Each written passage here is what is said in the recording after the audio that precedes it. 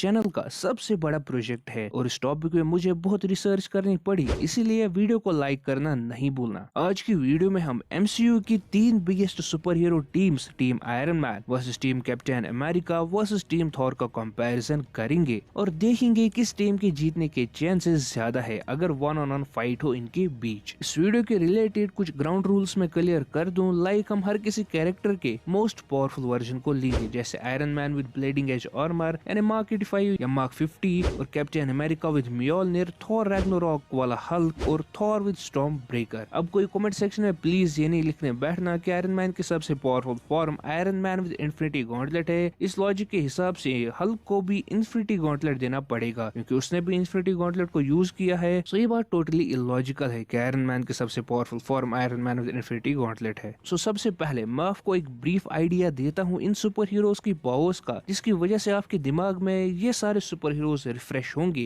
और फिर ये कंपैरिजन समझने में आपको बहुत ही ज्यादा आसानी होगी। सो टीम आयरन मैन में है हमारे पास Iron Man, War Machine, Vision, Black Panther, Spiderman और ब्लैक विडो। वही कैप्टन अमेरिका की टीम में है हमारे पास Cap, Scarlet Witch, Giant Man, Bucky, Falcon और हॉकाई। वही बात करें टीम थॉर की तो टीम थॉर में है हमारे पास थॉर, हल्क, लोकी और वॉल्क्री। चले पहले हम ब्रीफली टीम थॉर की पावर्स को जानते हैं। थॉर एक एस्गार्डियन गॉड है जिसके पास इनक्रेडिबल स्ट्रेंथ और पावर्स है। थॉर को और पावरफुल बनाती है उसका वेपन स्टॉर्म ब्रेकर, जिसकी वजह से वो बड़े बड़े लाइटनिंग ब्लास्ट्स को प्रोड्यूस कर सकता है। बात करें हल्क की तो हल्क की स्ट्रेंथ की कोई लिमिट नहीं और जितना एंग्री वो होगा उतना ही पावरफुल वो बन जाता है। टीम थॉर का तीसरा मेंबर है लोकी। लोकी भी एक एस्गार्डियन गॉड है और अपने मैजिक और इल्यूजन से एक डेंजरस अपोनेंट बन जाता है। अब लास्ट में है टीम थॉर से वॉल्क्री। वॉल्क्री एक एस्गार्डियन एलीट क्लास सोल्जर है जिसके पास एस्गार्डियन फिजिकल स्ट्रेंथ होने के साथ साथ एस्गार्डियन मार्शल आर्ट्स का एक्सपीरियंस भी है और उसके पास उसका वेपन ड्रैगन फैंग भी है। तो चले अब आगे करते हैं डिस्कस टीम आयरन मैन को। आयरन मैन के ब्लीडिंग एज सूट्स जैसे मार्क 50 या मार्क 85 उसके सूट्स में सबसे एडवांस्ड सूट्स है जो कि bleeding edge nano technology use करते हैं, जिसकी वजह से वो different types of weapon, shields और कैनन्स बना सकता है। और इन्फिनिटी वॉर की थैनोस वर्सेस आयरन मैन की फाइट किसको याद नहीं। दूसरा बात करें वॉर मशीन की तो वॉर मशीन की खास बात यह है कि उसके सूट में पूरे वेपन्स का आर्सेनल भरा हुआ है जिससे वो आर्मीज तक को डिस्ट्रॉय कर सकता है। आगे बढ़ते हैं विजन की तरफ तो विजन एक रोबोट है जिसके पास वाइड रेंज ऑफ पावर्स है, बट इन्फिनिटी वॉर में विजन को बहुत वीक दिखाया गया जिसकी वजह से हम पूरा श्योर नहीं कि वो कितना पावरफुल है। इसके अलावा विजन के पास माइंड स्टोन भी है जिसकी वजह से वो पावरफुल एनर्जी ब्लास्ट प्रोड्यूस कर सकता है। अब आगे बढ़ते हैं ब्लैक पैंथर की तरफ तो ब्लैक पैंथर एक ट्रेनड मार्शल आर्टिस्ट है और हार्ट शेप्ड हर्ब से उसे सुपर ह्यूमन स्ट्रेंथ, स्पीड और एजिलिटी भी मिलती है। इसके अलावा उसके पास वाइब्रेनियम का सूट भी है जो कि किसी भी एनर्जी को काइनेटिक एनर्जी में चेंज कर देता है और जिसे ब्लैक पैंथर अपने पंचेस के थ्रू अपने ओपोनेंट्स पे अटैक करता है। बात करें नेक्स्ट आयरन मैन टीम के मेंबर की तो next Iron Man team member है स्पाइडरमैन। स्पाइडरमैन के पास है super human strength, durability, agility और ability to shoot webs. Spiderman का अभी तक का सबसे powerful suit Iron Spidey suit है, तो इस वीडियो में हम उसी को लेंगे। बात करें टीम आयरन मैन के लास्ट मेंबर की तो आयरन मैन टीम की लास्ट मेंबर है ब्लैक विडो। ब्लैक विडो एक ट्रेनड मार्शल आर्टिस्ट और स्पाई है जो कि अपने गैजेट्स के थ्रू किसी भी ओपोनेंट्स को अच्छी खासी टक्कर दे सकते। चले अब हम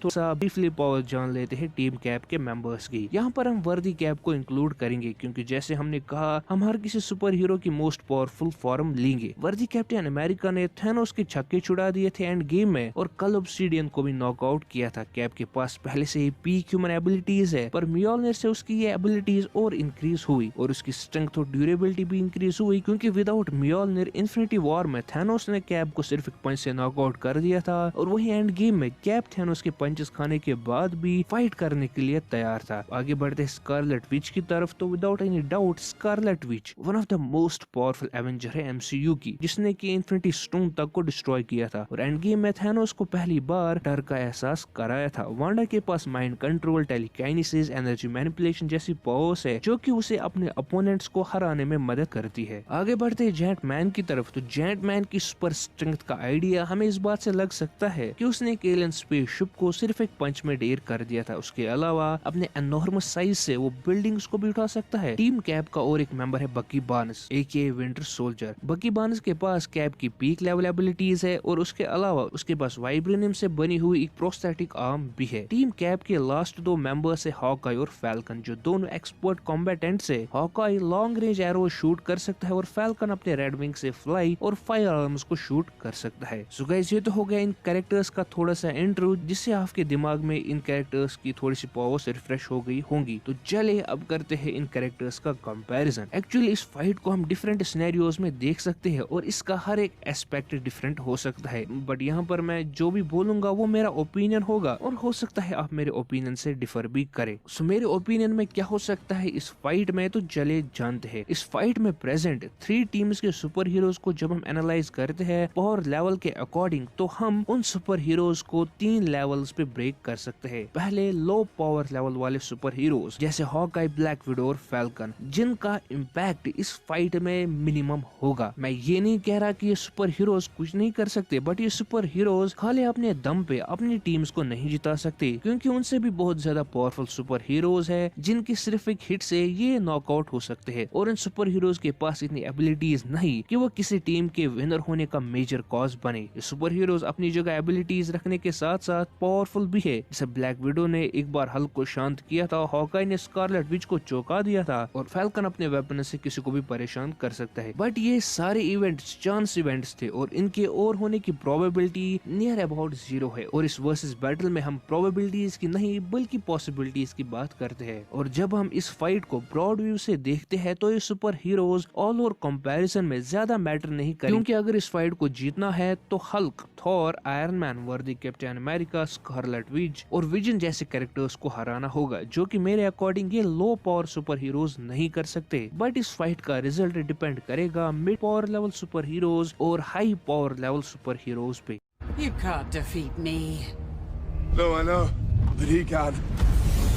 सो mid power level super heroes में है हमारे पास टीम आयरन मैन से ब्लैक पैंथर, वॉर मशीन और स्पाइडरमैन, और टीम कैप से हमारे पास विंटर सोल्जर, और टीम थॉर से हमारे पास है वॉल्क्री एंड लोकी। बट इन मिड लेवल सुपर हीरोज में मैं टीम आयरन मैन को फेवर करूंगा, क्योंकि वॉर मशीन, स्पाइडरमैन और ब्लैक पैंथर के जीतने के चांसेस ज्यादा है। वॉर मशीन अपने वेपन से लॉन्ग रेंज अटैक्स कर सकता है और अपने वेपन से लोकी एंड वॉल्क्री पे भारी पड़ सकता है, जैसे हमने देखा एवेंजर्स 1 मूवी में आयरन मैन अपने वेपन्स के बलबूते पे लोकी को सबड्यू कर पाया था, तो डेफिनेटली वॉर मशीन पे ऐसा कर सकता है। और स्पाइडरमैन अपने आयरन स्पाइडी सूट से वॉल्क्री पे भारी पड़ सकता है और Black panther definitely winter soldier को हराने की कैपेबिलिटीज रखता है। तो mid power level super heroes में टीम आयरन मैन के जीतने के चांसेस ज्यादा है। चले अब हम आते हैं द बिग गन्स पे, जिनकी फाइट पे 100% डिपेंड करेगा कि कौन सी टीम विनर होगी। टीम आयरन मैन से है हमारे पास आयरन मैन और विजन, टीम कैप से वर्दी कैप, स्कारलेट विच और जायंट मैन, और टीम थॉर से है हमारे पास हल्क और थॉर। इन कैरेक्टर्स की फाइट का ब्रेक डाउन करे तो आयरन मैन वर्सेस वर्दी कैप्टन अमेरिका में दोनों के जीतने के बराबर चांसेस है। बट इन्फिनिटी वॉर का iron Man with mark 85 Thanos को फाइट में ब्लीड करने की कैपेबिलिटीज रखता है और उसके वेपन्स और रिपल्सर बीम्स और यूनी बीम्स के सामने कैप ज्यादा टिक नहीं पाएगा। और वहीं कैप के पास म्योलनिर से लाइटनिंग को समन करने की पावर्स आ जाती है, बट आयरन मैन उसे अब्सॉर्ब कर सकता है अपने सूट के थ्रू। और आयरन मैन वर्सेस वर्दी कैप्टन अमेरिका में